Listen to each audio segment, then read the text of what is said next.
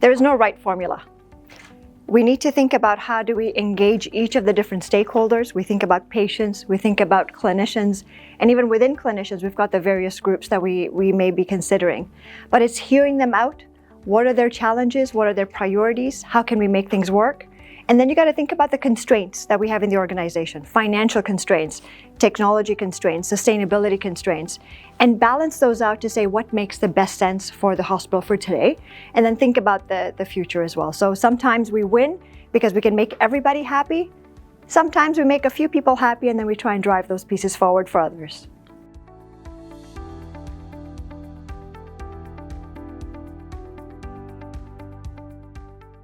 Yeah, you know, very early on, one of my mentors shared a good lesson with me and said there's a big difference between buy-in and engagement. You know, when you go into a meeting and you come in front of all the stakeholders, the intention of getting buy-in, it's the first time they're hearing about the concept. And it's really difficult to be able to understand what it means for me.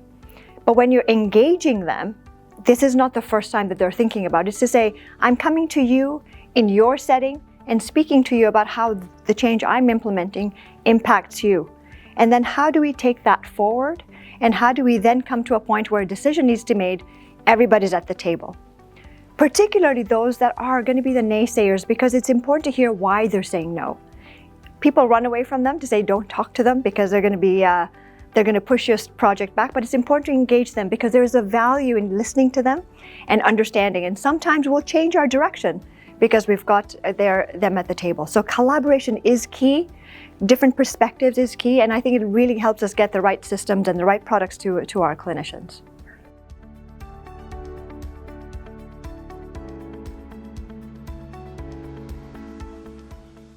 You know, we love technology and we certainly think about technology in all aspects of the world. Sometimes we need to step back. And you know, I think an example that comes to mind is things like wayfinding. You know, the business will come to us and say, we need an app, we need some technology solutions to a problem that needs to be solved. And our teams can build a beautiful app. And it can work, and you come in, you open up the app, and it tells you exactly where your clinic is, but just think about it. If there is a patient that's coming forward, it's a father with 2 children, bags in the hand, with a stroller, and now they've entered the hospital, now they need to find the phone, and they need to dig through and pick out that bag. When are they going to be able to think about opening up the app, putting in their username and password, and then looking for their appointment and finding the way? But instead, if someone's greeting you at the door, they'll just take you there. So there's a human aspect to healthcare, but then the technology is available for those that need it. And finding that balance is really key, and thinking about it in advance to say who's going to use it, how are they going to use it, and who's not going to use it.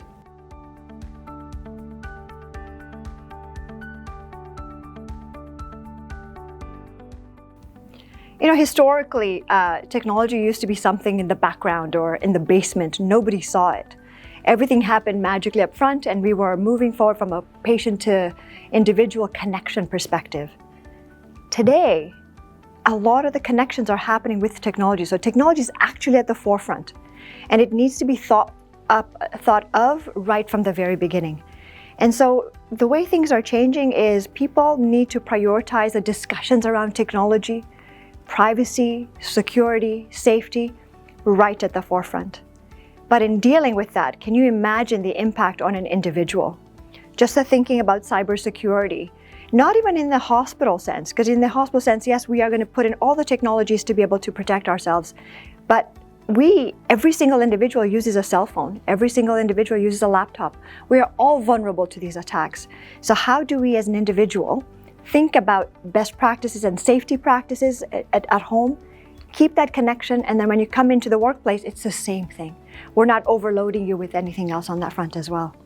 The clinicians need to spend time with their patients. That is key. And patients don't need to worry about anything but be able to get information about their children or themselves, and then be able to connect with their clinicians and get care. How do we facilitate that? How do we break the barriers around that is going to be key from a technology perspective.